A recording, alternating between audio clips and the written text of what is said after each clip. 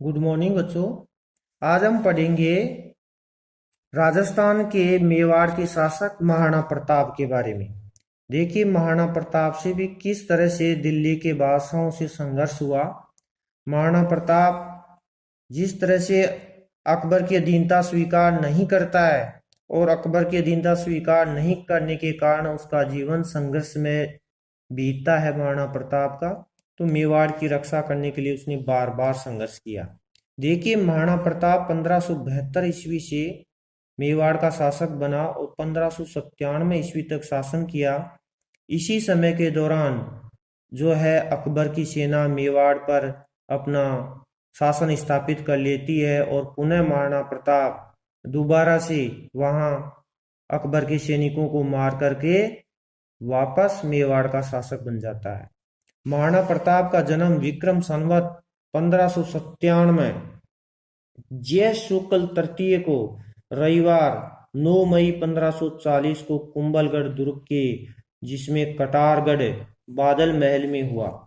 प्रताप महाराणा उदय सिंह का ज्येष्ठ पुत्र था, बड़ा पुत्र था। उसकी माता का नाम जयवंता बाई और पाली नरेश अखीरा सोनगरा चौहान की पुत्री थी। महाराणा प्रताप का बचपन कुंभलगढ़ दुर्ग में ही व्यतीत हुआ। महाराणा प्रताप का विवाह 1557 ईस्वी में अजब देव पंवार के साथ हुआ, जिनसे 16 मार्च 1559 ईस्वी में अमर सिंह का जन्म हुआ। महाराणा प्रताप 32 वर्ष की उम्र के थे तब उनके पिता उदय सिंह की होली के दिन 28 फरवरी 1572 ईस्वी को गोगुंदा में मृत्यु हो गई। उदय सिंह का गोगुंदा में ही दाह संस्कार किया गया। ये बताया जाता है कि यहाँ स्थिति महादेव बावड़ी पर 28 फरवरी 1572 ईस्वी को मेवाड़ के सामंतों एवं प्रजा ने प्रताप सिंह का महाराणा के रूप में राज तिलक किया। महाराणा उदय सिंह द्वारा नामित उत्तराधिकारी जगमाल को मेवाड़ के वरिष्ठ सामंतों ने अपदस्थ कर दिया था और 1570 ईस्वी में अकबर का नागौर में दरबार लगा।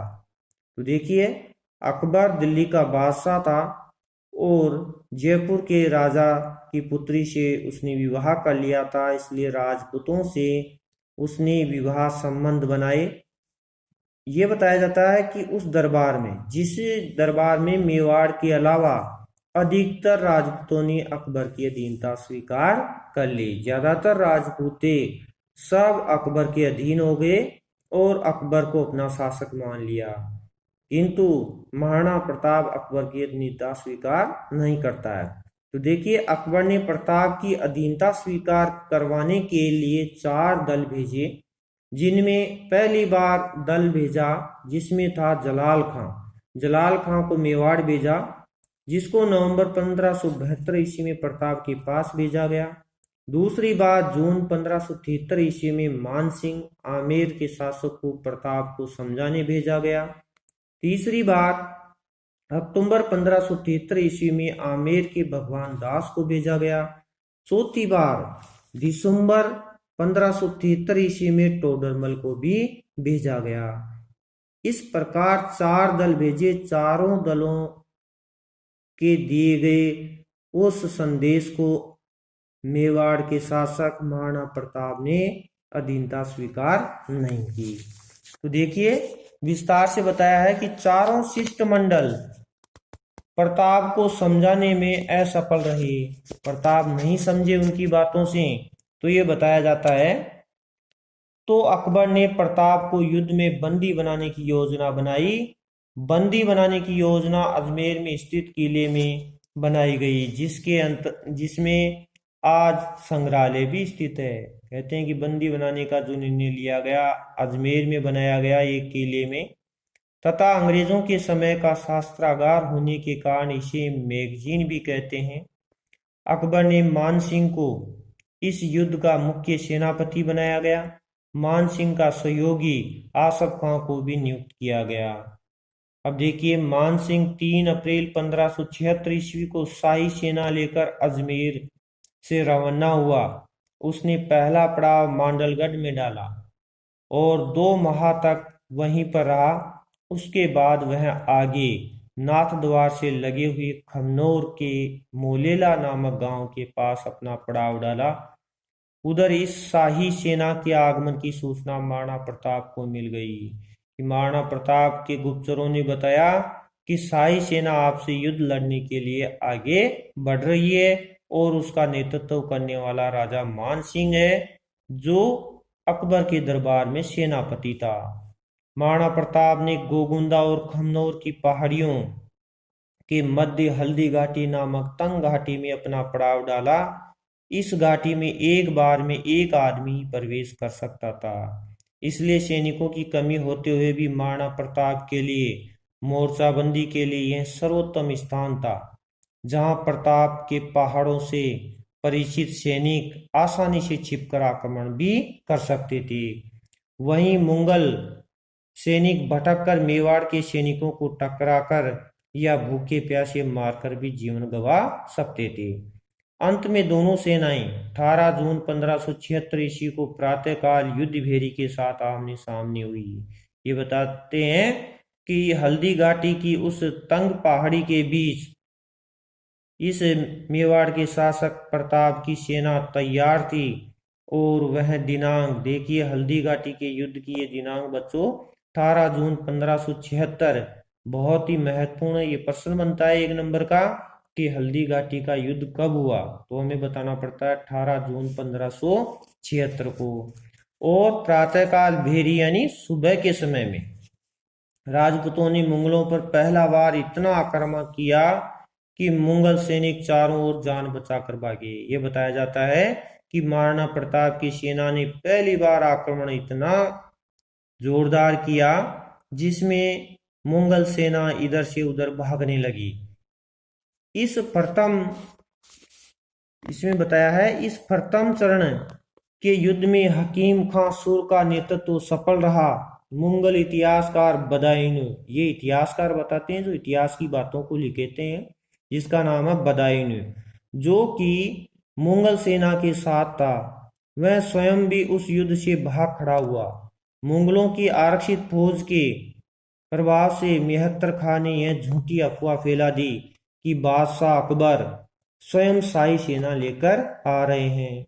अकबर के सहयोग की बात सुनकर मुगल सेना की हिम्मत बंधी और पुनः युद्ध के लिए तैयार होकर तत्काल आगे बढ़ी। राजपूत भी पहले मोर्चे में तो सफल होने के बाद बनास नदी के किनारे वाले मैदान में, जिसे रक्तलाल कहते हैं, वहां जमे। इस युद्ध में राणा की ओर से पूर्णा व रामप्रसाद हाथी, मुगलों की ओर से गजमुक्ता व गजराज के मध्य युद्ध हुआ। रामप्रसाद हाथी के मावत के मारे जाने के कारण रामप्रसाद हाथी मुगलों के हाथ लग गया। रामप्रसाद हाथी अकबर के लिए महत्व था, जिसका नाम अकबर ने पीर प्रसाद कर दिया था, क्योंकि उस सेना में लड़ने वाला एक हाथी भी था और अकबर को वह हाथी बहुत पसंद था। महाराणा प्रताप की नजर मुगल सेना के सेनानायक मान सिंह पर पड़ी। स्वामी भक्त घोड़े चेतक ने स्वामी का साथ दिया और समझकर अपने कदम उसी ओर बढ़ाए जहां मान सिंह था। जिधर मुगल सेना मानसिक मर्दाना नामक हाथी पर बैठा हुआ था। ये बताया जाता है कि जो मान सिंह हाथी पर बैठा था उसका नाम मर्दाना हाथी था। चेतक ने पैर हाथी के सिर पर टिका दिए, तो महाराणा प्रताप का जो घोड़ा था उसका नाम चेतक था। चेतक ने हाथी के ऊपर अपने पैर टिका दिए। महाराणा प्रताप ने अपने भाले से भरपूर प्रहार मान सिंह पर किया, परंतु मान सिंह हौदे में छिप गया। जो लड़ने की जगह होती है उसके अंदर नीचे झुक गया और बच गया। उसके पीछे बेटा अंगरक्षक मारा गया। कि मान सिंह के पीछे एक अंगरक्षक था, तो भाले की नोक से वो अंगरक्षक मारा गया। वह हौदे की छतरी का खंभा टूट गया। इसी समय हाथी की सूंड में बंधे हुए जहरीले खंजर से चेतक की टांग कट गई। कहते हैं कि उस मर्दाना हाथी के सिर पर जहरीला खंजर लगा हुआ था और टांग रखने से चेतक की टांग कट गई। उसी समय मुगलों की शाही सेना ने प्रताप को चारों ओर से घेर लिया। तो ये बताया जाता है कि घोड़ा घायल हो गया तो बड़ी सादड़ी का झाला मन्ना। उसी समय महाराणा प्रताप का सेनापति महाराणा प्रताप को चारों ओर से घिरे हुए देख लेता है, जिसका नाम है झाला मन्ना। तो झाला मन्ना सेना को चीरते हुए राणा के पास पहुंचा, क्योंकि महाराणा प्रताप के पास बचाने के लिए उसका सेनापति पहुंच चुका था। और महाराणा से निवेदन किया कि आप राज चिन्ह उतार कर मुझे दे दीजिए, कि आपका जो मुकुट है वो मुकुट मुझे दे दीजिए, ताकि मुगल सेना समझेगी कि अब राजा मेवाड़ का झाला मन्ना बन गया है। तो उतार कर मुझे दीजिए और आप इस समय युद्ध के मैदान से चले जाइए। ये बात झाला मन्ना ने महाराणा प्रताप को कही। इसी में मेवाड़ की भलाई, ये बताया गया है कि झाला मन्ना ने बात इसलिए की कि इससे मेवाड़ की भलाई है और मेवाड़ को हम बचा सकते हैं अगर आप अपनी जान बचा लेंगे। तो चेतक के घायल होने की स्थिति को देखकर राणा ने वैसा ही किया। राणा ने झाला मन्ना की बात को मान लिया। राज चिन्ह के बदलते ही सैकड़ों तलवारें झाला मन्ना पर टूट पड़ी। जैसे राज चिन्ह बदला कि मेवाड़ का राजा तो झाला मन्ना बन गया है, तो सारी की सारी मुगल सेना झाला मन्ना पर टूट पड़ी। झाला मन्ना इन प्रहारों का भरपूर सामना करते हुए वीर गति को प्राप्त हुआ और महाराणा प्रताप स्वामी भक्त घोड़ा चेतक बलीचा गांव में स्थित एक छोटा नाला पार करते हुए परलोक सिधार गया। यानी महाराणा प्रताप वहां से युद्ध छोड़ करके भाग निकला और उसके घोड़े चेतक ने उसकी जान बचा दी, किंतु एक नाला पार करते समय उसका चेतक जो था घोड़ा वो मर गया। परलोक सिधारने का मतलब है मर गया। इसी जगह बलीचा गांव में चेतक की छतरी बनी हुई है, वहां पर चेतक घोड़े की छतरी बनाई गई। महाराणा प्रताप जो कभी भी किसी परिस्थिति में नहीं रोए, परंतु चेतक की मृत्यु पर उनकी आंखों में आंसू निकल पड़े। उसी समय एक आवाज आई महाराणा प्रताप को, ओ नीला घोड़ा रा असवार। शब्द राणा ने सुनी। ये शब्द थे उसके भाई के। प्रताप ने सिर उठा करके देखा तो सामने उसका भाई शक्ति सिंह को पाया। शक्ति सिंह ने अपने कन्नी पर लज्जित होकर बड़े भाई के चरण पकड़कर क्षमा याचना की कि उस समय छोटा भाई नाराज होकर के मेवाड़ छोड़ करके चला गया था। तो वह इस बात को देख करके कि महाराणा प्रताप किस तरह से शाही सेना से बच करके भाग रहे हैं, तो शक्ति सिंह ने बड़े भाई से माफी मांगी। तो ये कहते हैं महाराणा प्रताप ने उन्हें गले लगाया और क्षमा कर दिया कि कोई बात नहीं, तुम भाग गए थे मेवाड़ से और मैं तुम्हें क्षमा करता हूँ। इसकी जानकारी हमें अमर काव्य वंशावली ग्रंथ एवं राज प्रशस्ति से मिलती है, जिसकी रचना संस्कृत भाषा में रणछोड़ भट्ट नामक विद्वान ने की थी। लेकिन देखिए बच्चों, कुछ इतिहासकार ने इसे परिणाम विहीन अथवा अनिर्णित युद्ध की संज्ञा दी, क्योंकि महाराणा प्रताप युद्ध से निकल गए थे। फिर शाही सेना वहां कुछ दिनों तक सैनिक तैनात कर दी गई। अकबर ने सेना तैयार कर दी, लेकिन बाद में उन सेना के जो चौकियों पर सैनिक लगाए थे, महाराणा प्रताप ने उनको मार दिया था और वापस मेवाड़ का शासक बन गया था। परिणाम की समीक्षा हेतु निम्नलिखित आधार विवेचनीय है, जिसमें उद्देश्यगत बताया गया है कि अकबर का उद्देश्य महाराणा प्रताप को जीवित पकड़कर मुगल दरबार में खड़ा करना अथवा मार देना था, फिर उसका संपूर्ण राज्य अपने साम्राज्य में मिला देना था। लेकिन अकबर इन उद्देश्यों से विफल रहा। अकबर को सफलता नहीं मिली। उसका उद्देश्य यही था कि उसको अपने दरबार में बुला करके महाराणा प्रताप को मार देंगे और मेवाड़ पर भी अपना अधिकार हो जाएगा। लेकिन अकबर को सफलता नहीं मिली।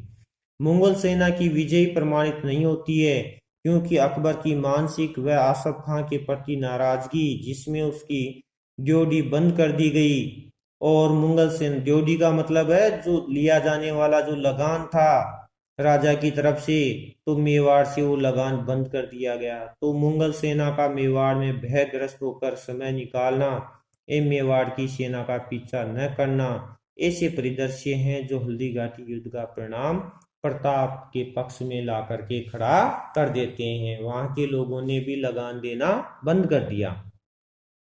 तो फरवरी 1577 ईस्वी में स्वयं अकबर और अक्टूबर 1577 ईस्वी से लेकर नवंबर 1579 ईस्वी तक शाहबाज खान का 3 बार लगातार मेवाड़ अभियान करना अकबर का अपना उद्देश्य पूरा करने के प्रयास थे। उन उद्देश्यों से वे भी असफल रहे और महाराणा प्रताप कोलियारी गांव कमलनाथ पर्वत के निकट आवरगढ़ में अपनी अस्थायी राजधानी स्थापित कर लेता है और एक विजेता का होना सिद्ध करता है। तो महाराणा प्रताप मेवाड़ का वापस शासक बन जाता है। 1580 ईस्वी में अकबर ने अब्दुल रहीम खान खाना को प्रताप के विरुद्ध युद्ध करने के लिए भेजा, लेकिन अब्दुल रहीम खान खाना के साथ उसका परिवार भी आया था, जिसे उसने शेरपुर में छोड़ा। महाराणा प्रताप के पुत्र अमर सिंह ने मौका पाकर शेरपुर पर आक्रमण कर अब्दुल रहीम खान खाना के परिवार को बंदी बना लिया। तो महाराणा प्रताप इससे नाराज हुए और उन्होंने अमर सिंह को अब्दुल रहीम खान खाना के परिवार को सम्मान पूर्वक वापस छोड़कर आने की बात कही। तो कुंभलगढ़ से 50 किलोमीटर दूर उत्तर पूर्व में मेवाड़, जो मेरवाड़ा का सीमावर्ती क्षेत्र था, यह मुगलों का मुख्य थाना था। वहां सैनिक थे। प्रताप ने अमर सिंह के साथ इस पर धावा बोल दिया, जिससे दिवेर की संपूर्ण घाटी पर प्रताप का अधिकार हो गया। तो देखिए, इस प्रकार अधिकार हो जाने के कारण वह पूरी तरह से अपना शासन स्थापित कर लेता है। तो बच्चों, आज केवल यहाँ तक ही बताएंगे, बाकी कल महाराणा प्रताप की नेक्स्ट जीवनी के बारे में चर्चा करेंगे। आज के लिए इतना ही। धन्यवाद।